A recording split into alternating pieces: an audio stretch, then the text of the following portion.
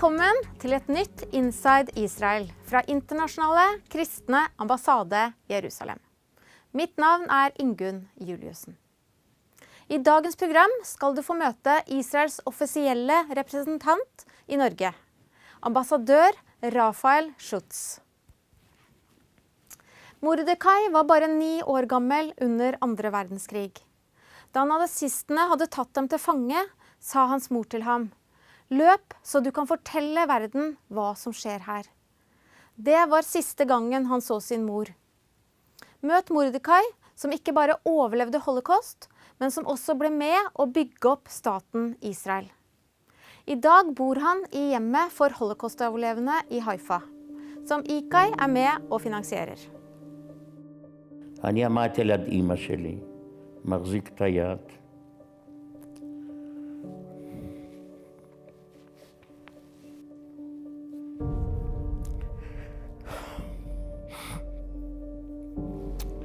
אמא התכופפה עליי, לי ביידיש קוראים מוטל.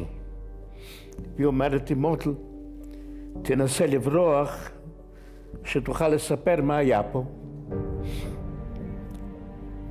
אני לא חשבתי הרבה, יצאתי מהשורה וברחתי לתוך היער.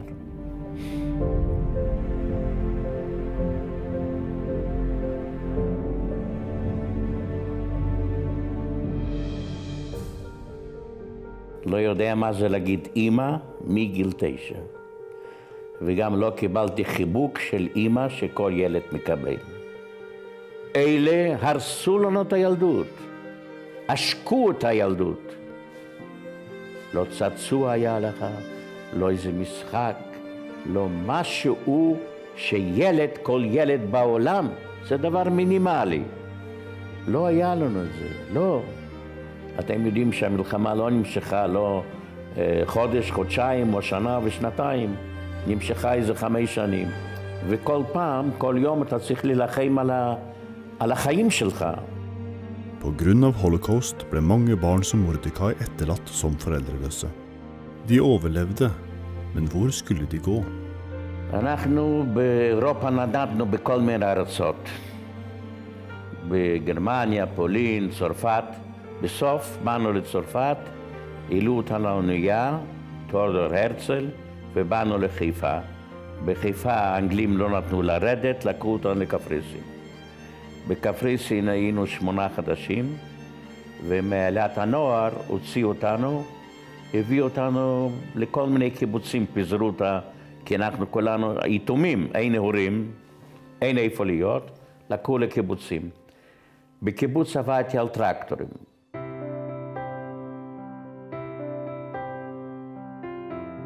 עכשיו אני רוצה להגיד לך ככה, אנחנו בנינו והקמנו משפחות.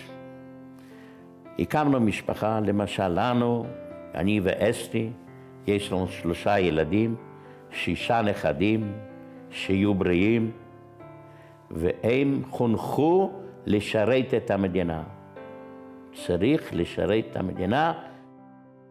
Mordechai kjempet i uavhengighetskrigen og ble leiesoldat for hæren, mens hans kone studerte og ble sykepleier. Begge tjente de folket i deres nye land.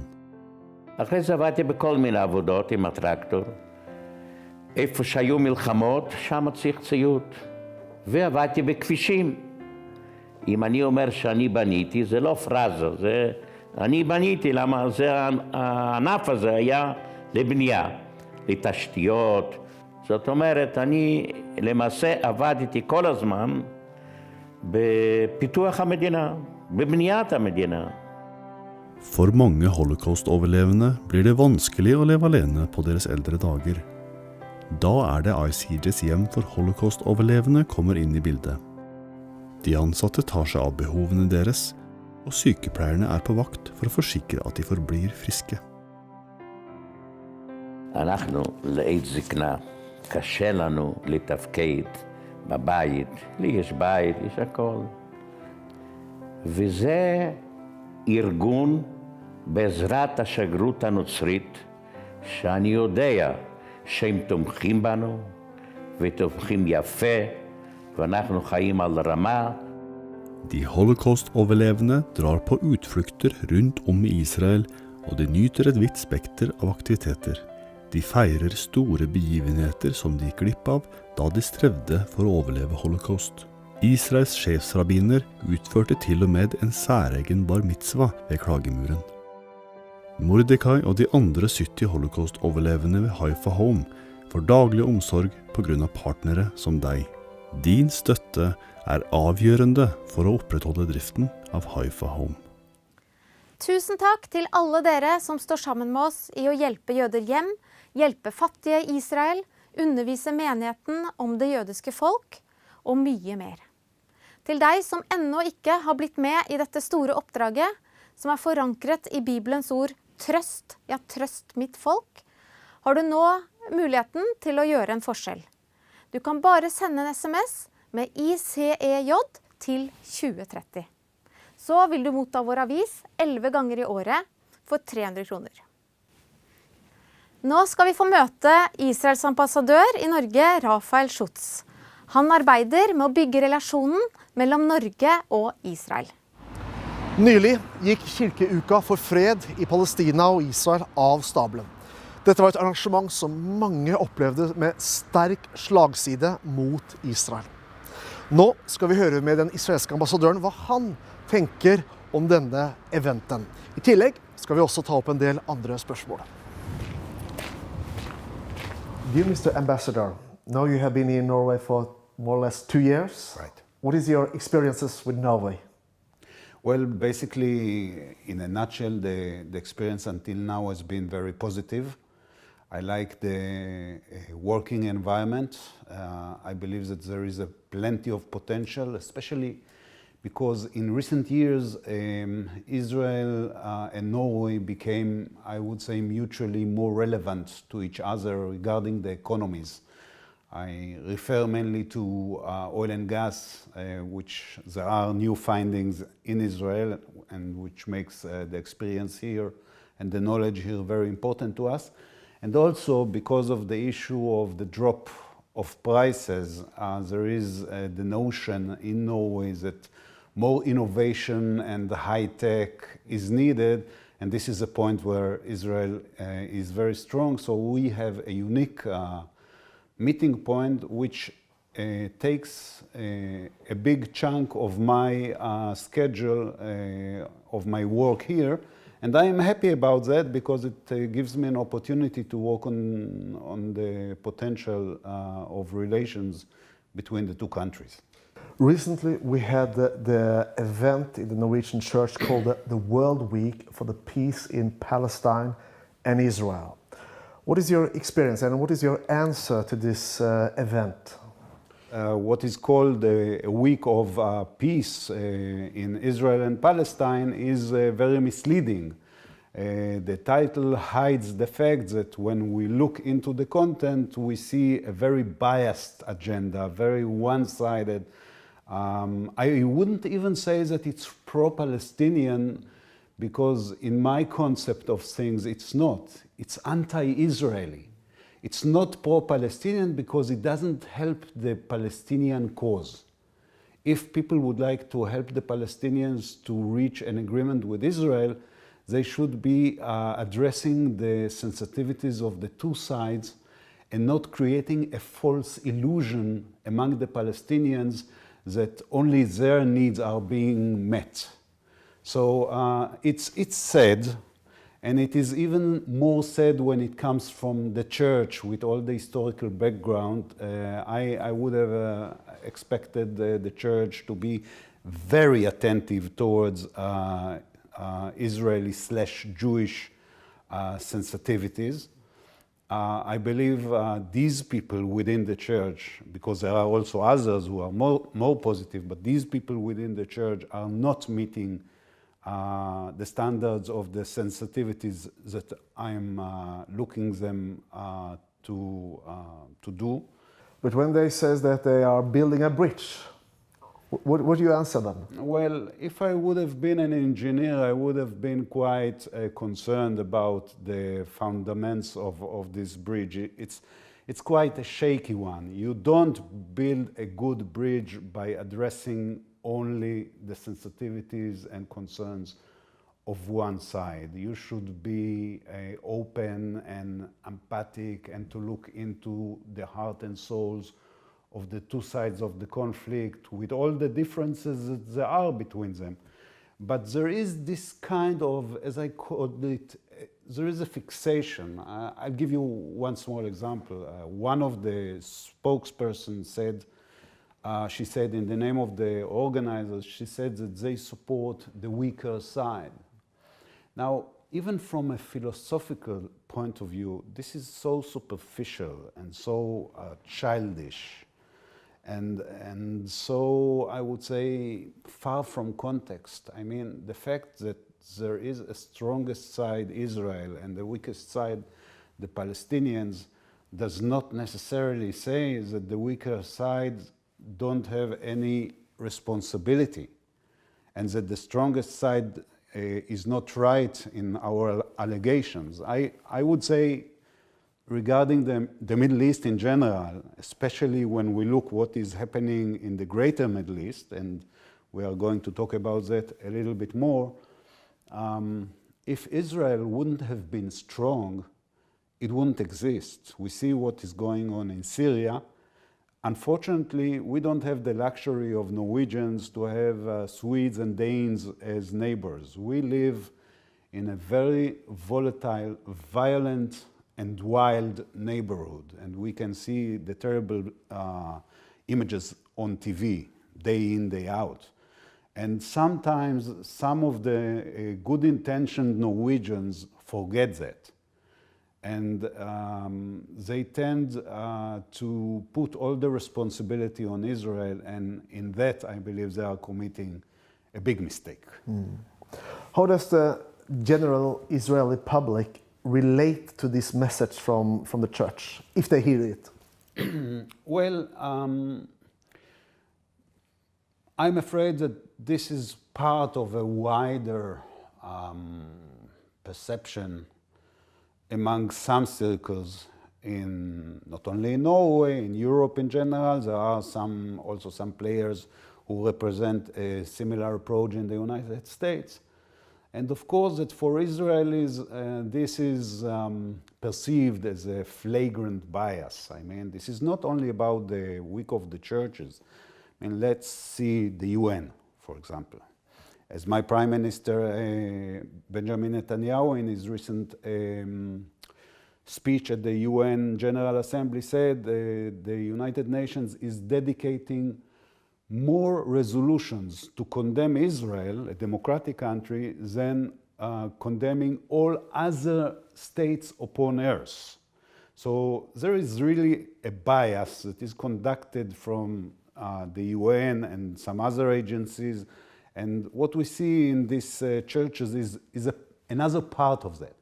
And of course, in Israel, a country that has the mentality of, I mean, we are independent almost 70 years now, but our parents, in my case, or the grandparents of the younger generations, we are sons and grandsons of refugees who were persecuted in this continent and in the Arab world because only for being Jews. And seeing the one-sided approach only 70 or 80 years after the worst moments in the history of the Jews, in all their history, this in a way makes us sad and raises a lot of thoughts about what has the world learned from the past, and how come there are still so much, I would say, wrong idea fix that exists in the world today. After the so-called Arab Spring, there is a huge geopolitical change in the Middle East. What is the new challenges and opportunities that the State of Israel is facing in this situation? Well, as you've said, the change is very big and very far from being solved, because what we see is basically a disintegration of a regional order that lasted for about 100 years. Now, this has a lot of aspects. To speak about the challenges, even though we see what we see in Syria, the disintegration of Syria, the disintegration of Iraq, Libya, a complete failed state, Yemen with the wars. I would say that, and of course taking into consideration the unsolved conflict between us and the Palestinians, I would argue, in order to set a clear hierarchy, that still right now the number one challenge for Israel in the Middle East is Iran. Iran, because of the radical hate ideology motivated by religion, combined with a very strong state, high technology capacities.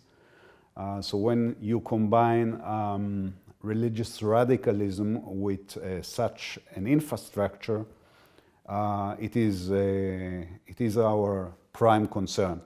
It's not only, by the way, it's not only about the nuclear issue. We believe that the agreement that was signed a year ago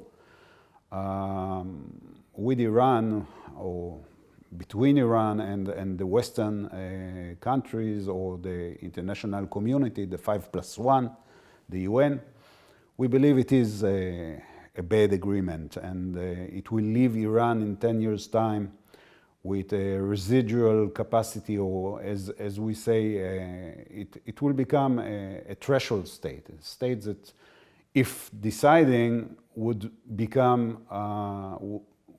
obtain a nuclear military capacity in a very short time.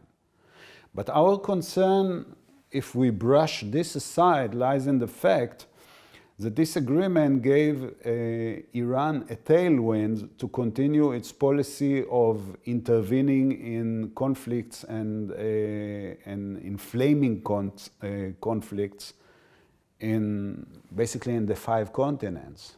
I mean, few people know that in the last 20 years or so, Iran was behind around 30 terrorist attacks against Israeli diplomatic missions or Jewish institutions in all continents.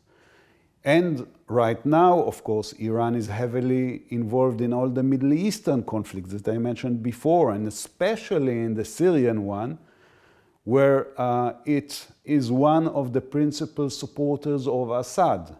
And here I come maybe to a second important point, because the discourse in Europe, Norway included, is basically focused in ISIL and the threat caused by ISIL. And while I do not underestimate this threat, and of course the horrendous actions taken by ISIL that we have seen, both in the Middle East and in European cities, still, if you examine the scenery in Syria, in the last 5 years, out of about 500,000 victims in Syria, Assad, who is perceived today in the West as part of the solution, is responsible for 80 or 90% of this terrible number. I mean, this is basically the biggest genocide ever since Rwanda. And instead of insisting upon putting an end to Assad regime, the West now holds hopes that with the help of Assad and his patrons in Tehran, it will be able to put an end to ISIL. Now, for me, stopping Iran, stopping Assad is by far more important than stopping ISIL, because of the level of the threat. So these are the perspectives viewed from the Israeli side. Again, ISIL is a bad player. But if you have to set the hierarchy of the threat, it is clear to us that Iran /Assad /Hezbollah in Lebanon, which has thousands of rockets that come from Iran, supplied by Iran, and cover all our national territory, they are by far a more immediate and a heavy threat than ISIL. Back to Norway. Regarding the relation between Israel and Norway, you mentioned that the economy as one of the areas where there have been developed the later years. Are there other areas of cooperation? Well, I mentioned the economy, and this is maybe also the right moment to mention that there was a visit a few days ago, or a little bit longer than that, of the Minister of Energy, Tord Lien, and that we hope very much to build upon that. We are also very active in the innovation weeks and innovation fairs, either here or in Israel. There will be an innovation fair in Israel in which there will be quite a substantial delegation from Norway. Finally, Mr. Ambassador, what is your wishes for the future in this relation? I would like to see the economy and the contact between cultural society and civil society taking a higher profile in the overall of the relations. I would like on the political side to see maybe within the political sphere, the government and the political parties, in a way, a renewed commitment to supporting this extraordinary idea of Israel as the nation state of the Jewish people. You know, this has been a little bit lost during many years. Unfortunately, in the last decade or so, a little bit more, we see a hate campaign towards Israel, in which a very central element is denying the right of Israel to exist as the nation state of the Jewish people. On this background, I would hope that the political leaders in Norway will be attentive to this national sensitivity of Israel, because we believe that right now the root cause of the conflict between us and the Palestinians is exactly about that, about the fact that there is a refusal that is fueled, unfortunately, by those radical campaigns and campaigners to accept the legitimacy of the existence of a Jewish nation state in any borders. It's not about 67, it's not about territory, it's not about settlements, it's about whether the Jews, do we have the right to live in independent countries of our own, in our state, in any border. And this is questioned now, and the international community is not paying enough attention to this point. So my hope is that Norway will take this to its attention and will renew this basic commitment to what Israel is. I over 35 år har internasjonale kristne ambassade i Jerusalem brakt støtte og omsorg til det jødiske folk og nasjonen Israel. Vi har hjulpet 120 000 jøder hjem til landet. Vi er partnere med holocaustinstitusjonen Yad Vashem. Gjennom sosialt hjelpearbeid mottar tusener av israelere årlig hjelp. Vi gir eldreomsorg til holocaustoverlevende. Dette og mye mer er vi engasjert i. Vi er din ambassade i Jerusalem. Send ICEJ til 2030 for å motta vår avis og stå sammen med oss. Da har vi kommet til veis ende i dagens program. På gjensyn, og takk for i dag.